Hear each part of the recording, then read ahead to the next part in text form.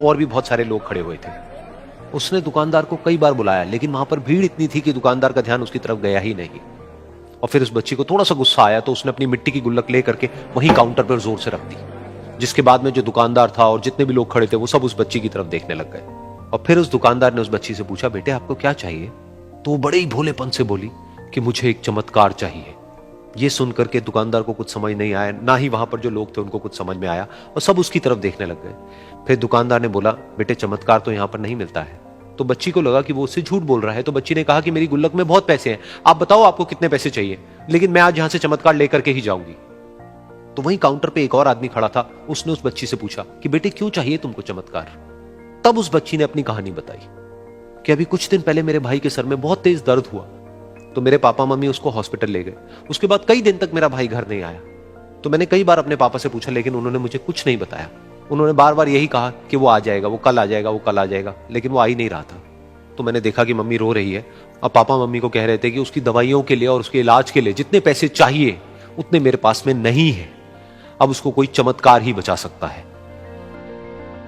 तब मुझे लगा कि अगर मेरे पापा के पास में इतने पैसे नहीं भी हैं तो क्या हुआ, मेरे पास में तो है। तो मैंने जितने भी पैसे जोड़ रखे हैं वो सारे लेकर के मैं इस दवाई की दुकान पर आई।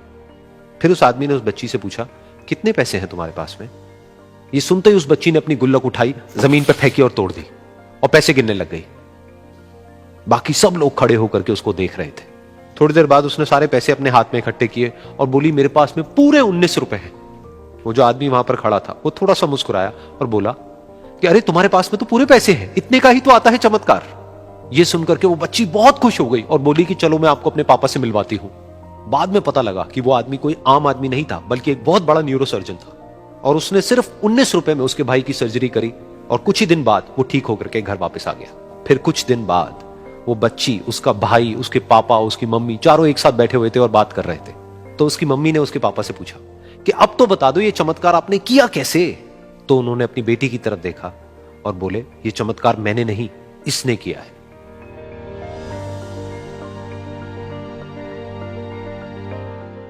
तो यहां पर एक बहुत बड़ी बात है जो हम उस छोटी सी बच्ची से सीख सकते हैं कि जिंदगी में कभी कभी ऐसा होता है कि हमको कोई रास्ता नजर नहीं आ रहा होता है और हम लोग हिम्मत हार जाते हैं। तब हमारे अंदर एक बच्चा होता है जो कोशिश करने से कभी भी पीछे नहीं हटता है।